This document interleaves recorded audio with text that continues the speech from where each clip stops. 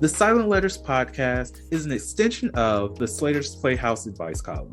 Like the blog, the podcast focuses primarily on responding to letters related to love, sex, romance, and relationships. However, the podcast airs some of our coaching sessions. Though everything we say during our podcast may not be what each and every person wants to hear, just know the advice is situational and catered to a specific person. With coaching, we do not tell others what they need to do. However, we provide them with suggestions of what they can do. Our coaching sessions are not a replacement for therapy. We focus on the future and look to the past for guidance only. If you desire to have a coaching session with us, please schedule your appointment on our website. If not, feel free to submit your letters to our advice column. And welcome to the Silent Letters podcast. Today's episode is pretty much a clapback. Well, not necessarily a clapback, but a bring back from an earlier episode. The question is, so when are you going to talk about codependency? So this question stems from a previous episode. In that episode, I spoke about identifying one's wants and needs. I also mentioned how some societal or cultural aspects influence what we need in our partners, not to mention how there is also a push towards codependency. So to go on to that question, I must first ask, what exactly is codependency? Now, there are several definitions for codependency and just as many behaviors that contribute to a codependent relationship. For the sake of this episode, I'm going to define codependency as being any relationship where one party is willing to give their all to their partner without any reciprocation. This is not to say there is no such thing as a mutually codependent relationship. However, I will only focus on the type I've already described. Codependency can exist in several forms. It is quite common within abusive relationships. It can be associated with addictions, employment, and family systems. Those who are codependent often require or seek the validation of others to feel fulfilled. These people are those who must feel needed by others. They are willing to sacrifice their own sense of self-worth, their time, or even their health to please others. Codependency is not conducive to having a healthy relationship. This is why I'm not a fan of the idea of compromising within a relationship. However, encourage mutual agreement in self-fulfillment. Codependency is normalized within the United States.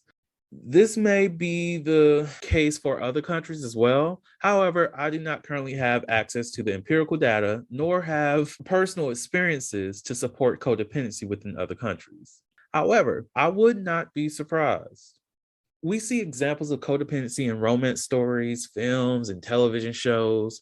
Think about the many Romeo and Juliet stories, the star-crossed lovers who cannot live without each other, the lovers who would travel to the ends of the earth to be with their partner, the lovers who are unable to be without their partner's presence for more than a week.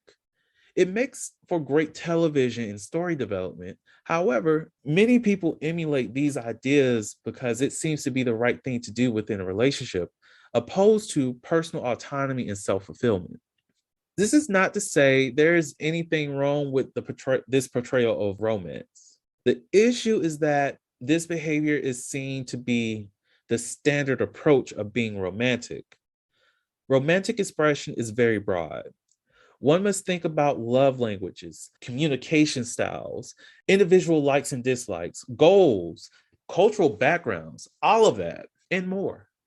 Standardizing specific romantic gestures leads to unrealistic expectations. For example, the many viral public proposals, especially the well-choreographed performances, which I loved. We love a good choreographed proposal.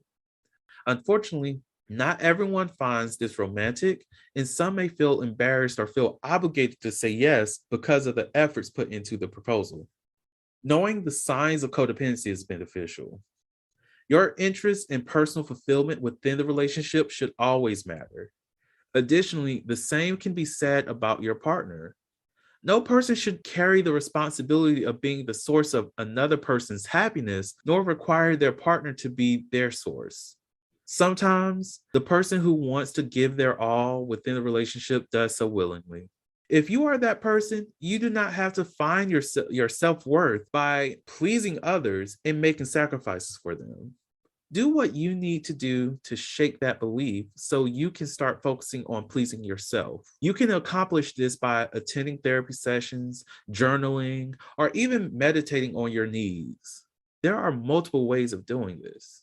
When all parties within a relationship are willing and open to finding happiness within themselves, the dynamics of the relationship transforms. Often, it changes into something more fulfilling for all. There will be less need for compromise and more need for self care. Regardless of the relationship, self care is important. Lastly, when all parties can find happiness within themselves, are aware of their likes and dislikes, and can communicate them, imagine how much this would improve the health of the relationship, including the sex. Thank you for listening to the Silent Letters podcast. You can subscribe to the podcast through your favorite podcasting app and find us on the web at slatersplayhouse.com. That's SLAYTORS playhouse.com.